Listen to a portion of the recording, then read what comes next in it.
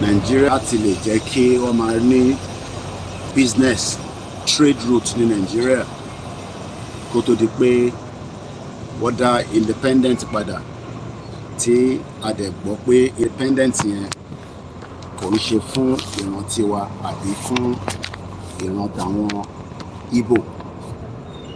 Britain mọ̀ tó ń ṣe nígbà tí wọ́n create Nigeria. Wọ́n mọ̀ pé Nigeria táwọn create yẹn kò ń ṣe fún èmi àti ẹ àbọ̀rọ̀ mọ̀yẹ́ nísìn.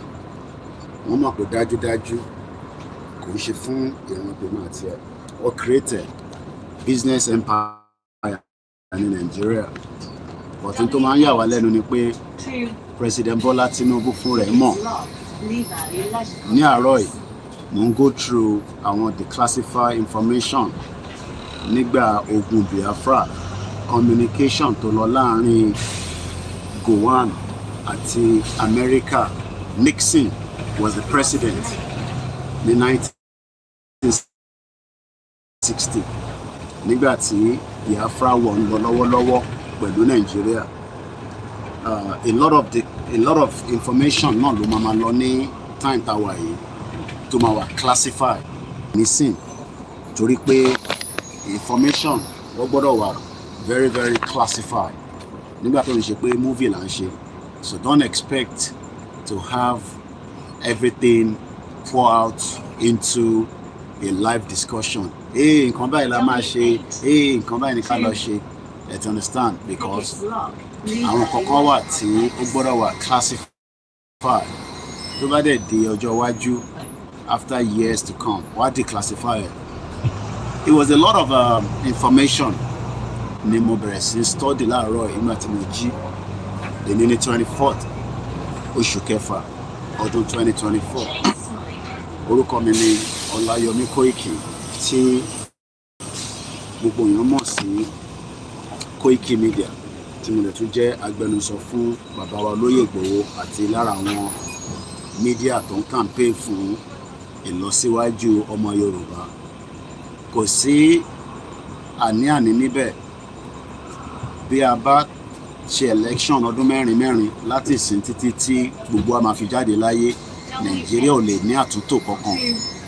Ẹ má bínú mọ̀ nílé máa ka kọ́mẹ́ǹtì nítorí pé mo tẹ̀ rí nǹkan kan lọ títí oorun yẹn ó pọ̀ díẹ̀ láàárọ̀ àdúpẹ́ fọ́lọ́run.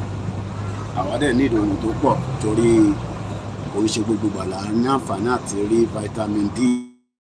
So tá bá ní àǹfààní yẹn ká enjoy ẹ̀ kó tó di pa tó máa lọ sí winter. Time kan náà lájọ wà ní Nàìjíríà, aago 9 òun ló fi lọ lù gẹ́gẹ́ bí clock ní níbí báyìí. Now nígbà tí mo bẹ̀rẹ̀ sí I was fighting the war, but they were using the Nigerian government as their proxies. So this time around, and likewise the federal government of Nigeria and the Igbos. So we have two indigenous people that are making a case that you might not know what America and Nigeria were discussing in 1966 when the civil war that led to 5 million people being massacred, genocide. Kódà bí a ti ṣe gbọ́, the Nigerian civil war was the first ogun tó máa jà ní gbogbo àgbáyé tó máa televised live around the world.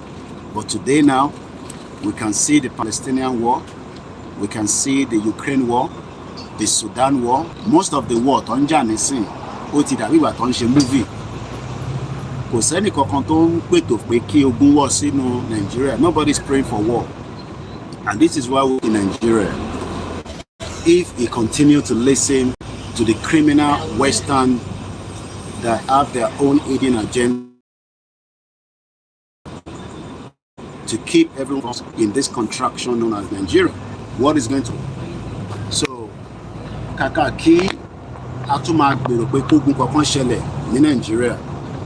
This is the reason why some of us are doing a lot of what we are doing today, making sure that we can make many of you to be informed with the current state of Nigeria. àjọṣepọ̀ wa àtàwọn ẹ̀yà tó kù is no longer working, and we cannot be forced into something that is not working. You can be living in denial where the politicians will make the best interest for Yoruba people in the near future. OLAYOMI KOIKI, to avoid any tension between those that are asking for the right of their people to be free and the federal coming into dialogue and negotiation is the church. Request the government to discussion and negotiation. The only thing that can an expired product, because 2014 in Nigeria to expire, and there's no need for us to be living in denial to try to save what has expired, because Nigeria was used as a trial by the British.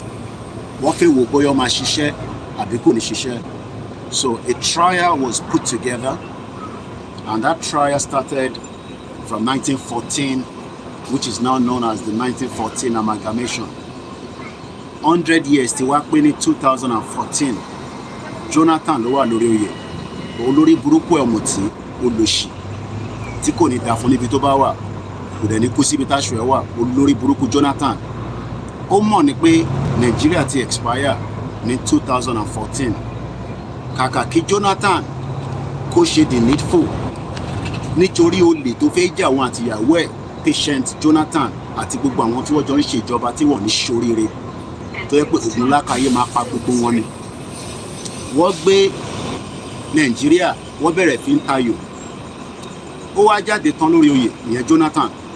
Ó wá ń jẹ́ ń sọ fún wa pé it is the British intention to keep Nigeria together. Nígbà tó ń mọ̀ yẹn tó wà lórí oyè ní 2014, kí ló dé tí kò sọ pé this intention yìí, I have the power as the President of the Federal Republic of Nigeria. But nítorí pé nínú ẹ̀ lòun ti ṣọlá, nínú ẹ̀ lòun ti ṣe gbogbo tó ń ṣe, òun àti àwọn mẹ̀wẹ́ ẹ̀. Ó wá ṣe kí ni? Instead of Jonathan to have come in the round table with the union and the leaders of different fractions, because Nigeria will never be a country. It's all lies. And tẹ́ ẹ bá fẹ́ kó ogun tún ṣẹlẹ̀, tá à ń sọ fún yín, ẹ sọ fún Tinubu nísìnyí pé kó má ṣe bí Jonathan olórí burúkú ṣe ṣe, torí olórí burúkú ni Jonathan, olórí burúkú ni látàyè ọ̀tọ̀run. Kóhun ṣe the needful, kó allow Nigeria kó dissolve. Ṣẹ́rí gbogbo àwọn òyìnbó tẹ̀ ń wò, gbogbo àwọn òyìnbó tó wà lẹ́yìn mi, kò sí ìtó kàn wọ́n pẹ̀lú nǹkan tó ń lọ Nàìjíríà o. Ẹni tí mò ń ṣe níbí báyìí kò sẹ́ni kankan tó lè ní kí n stop ẹ̀. But in tó máa ṣe ni pé tí wàhálà bá bẹ̀rẹ̀ ní Nàìjíríà, púpọ̀ nù wọn they have human feelings. Kò dàbí ẹ̀yin tẹ́ ẹ̀ ní human feelings tí wọ́n pààyàn lẹ́kọ̀ọ́ tó ń fi ọ̀kadà tó ń gùn lórí ẹ̀, tí gbogbo yín wò bí movie, àfi kẹ́ máa lẹ̀dí mọ́ àwọn ara yín, kẹ́ máa ṣògùn fúnra yín, tó yẹ kẹ́ fọ́gò mọ́ wọn lórí. Àwọn tó ń ṣe kà yẹn ní last week ní gbogbo tó ń lọ nílẹ̀ Yorùbá lẹ́nìí, bó ṣe máa lọ until taba put a full stop. Ìyà máa jẹ yín, kò ní sí security, kò ní sí education, kò ní sí welfare. Wọ́n máa deceive yín, gbogbo àwọn GO, àwọn pastor, yàtọ̀ sáwọn pastor tó ń sọ̀rọ̀. By now ó jẹ́ kí bàbá Adébóyè ti jáde láti sọ fún Tinubu pé ìyà tó ń jẹ ọmọ Nàìjíríà is more than enough. Bàbá yẹn dákẹ́, ó ṣe bí nǹkan òun ò gbọ́ gbogbo tó ń lọ. Àwọn pásítọ̀ tó kù tó ń jáde tí wọ́n ní crowd, ṣé àwọn stupid? Ṣé kò ń ṣe Ọlọ́run kan náà ni gbogbo wọn jọ ń sìn? Àwọn pásítọ̀ tó ń sọ fún wa pé Nàìjíríà ti pé láti dissolve, ṣé Ọlọ́run communicate pẹ̀lú bàbá Adébóyè àti ìyá àdúrà àti Genesis àti gbogbo àwọn àfà àtàwọn babaláwo, but ẹ̀yin ń dúró pé àwọn ni kó sọ fún yín pé Nàìjíríà máa pín. Àwọn pásítọ̀ kéékèèké tó ń sọ̀rọ̀ yẹn ṣé voodoo làwọn ń lò? Kò ń ṣe pọ́ náà kan náà ló ń bá gbogbo wọn sọ̀rọ̀. Tó bá yá gbogbo wa la máa jẹ breakfast. Ọ̀rọ̀ tèmi láàárọ̀ yìí òun ni fún aṣíwájú Bọ́lá Ahmed Tinubu, ọmọlódò ọdẹ. À ń sọ fún ẹ pé má wo ti Jonathan olórí burúkú, má wo ti Buhari, do the needful ní wákàtí kó o pe gbogbo àwọn ọba ilẹ̀ Yorùbá kó sọ fún wọn pé ìran Yorùbá máa pín kúrò nínú Nàìjíríà, kó lọ máa gbáradì, kó lọ máa prepare àwọn ọmọ wọn sílẹ̀, torí pé tíró announcement yẹn bá jáde, probability pé àwọn Arabs wọ́n danas, ó dẹ̀ ṣeé ṣe kí wọ́n gbé ogun wá bá wa. So kí gbogbo ilẹ̀ Yorùbá pátápátá kó lọ máa múra fógun. Wọ́n máa ń pè wọ́n ní sleeper cells. Gbogbo àwọn tẹ́ ń rí tán pè ní Boko Haram, jihadists, Al-Qaeda, ISIS, they are all Western agents that are ready to destroy the Yoruba people. Olórí burúkú Bill Gates is preparing GMO to destroy the Yoruba land, to make sure pé oúnjẹ tá à ń consume will be destroyed. Gbogbo agenda tí à ń rí tó ń ṣẹlẹ̀ lénìí in Nigeria is a Western agenda. That is how they've done in the past, and that is how they are still doing, especially this country, tó ń pè ní Britain. Ìlú yìí is behind most of the atrocities happening in Nigeria today, because they created Nigeria for their own selfish interest. Yesterday was 8 years that the British left BRICS exit under the right of the British citizen to decide whether they want to remain in the European Union or not. Rishi Sunak, the Prime Minister, was proud to say that he voted for the exit of the UK out of European Union. Kí ló wá ń fà táwa náà sọ pé a fẹ́ lọ? If you are hoping that the Westminster will allow you to dissolve Nigeria, irọ́ lẹ̀ ń pa. If you are waiting for the American Senate or White House to come and dissolve Nigeria, ẹ̀ ń tan ayé. What will eventually dissolve Nigeria is a peaceful negotiation, but we must prepare for crisis, and we must prepare for whatever is going to happen. You might think that some of us will not come down. Nígbà tó gun Ukraine bẹ̀rẹ̀, I went to the Ukraine embassy, and everybody was signing. Even àwọn tó ń ṣọmọ Ukraine, they were signing because Ukraine was calling for help láti fi bá Russia jà. Even in Nigeria, people were submitting their names at the Abuja embassy of the Ukraine láti lọ jà on behalf of the Ukraine. So if you are one of those thinking that àwọn Yorùbá kan ní wá sílé when that time comes, àwa à ń bọ̀ nílé, ilé ọmọ kí n bàbá lẹ́rù, bẹ́ẹ̀ ni, we will come back to make sure that we defend the territorial ground of Yoruba land against invaders that are killing our people, destroying our livelihood, and telling us that until you get to Europe before you survive as a human being. Mo kàn sọ fún Tinubu,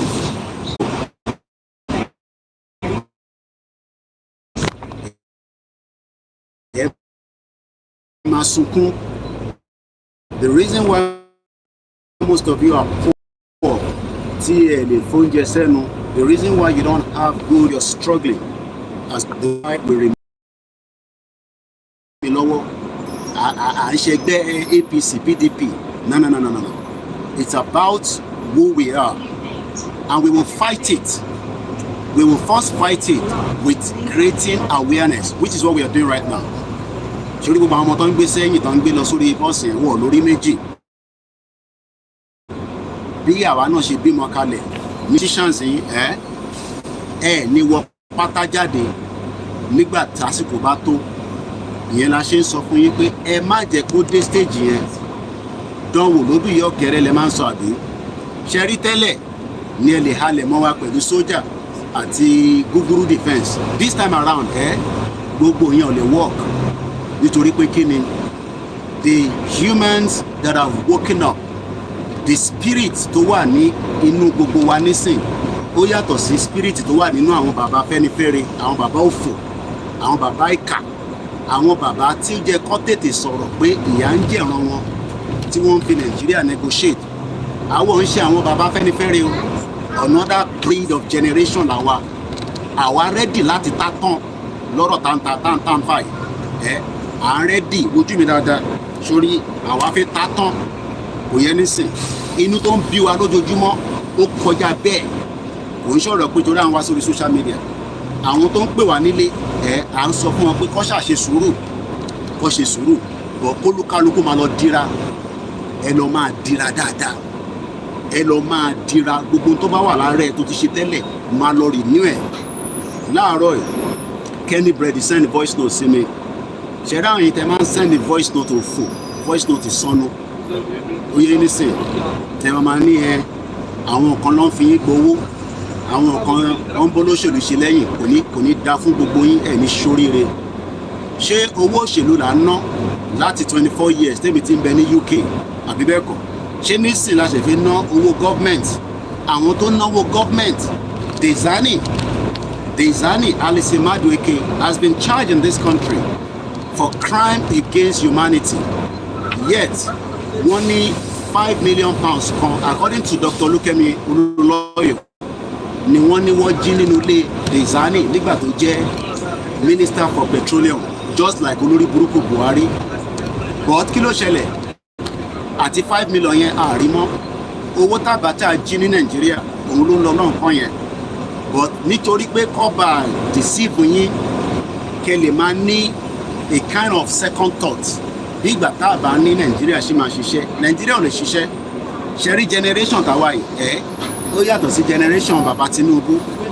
Ìyẹn la ṣe ń sọ fún Tinubu pé ẹ má jẹ́ kí ọ̀rọ̀ yìí kó débi tí ó máa wà lórí M1.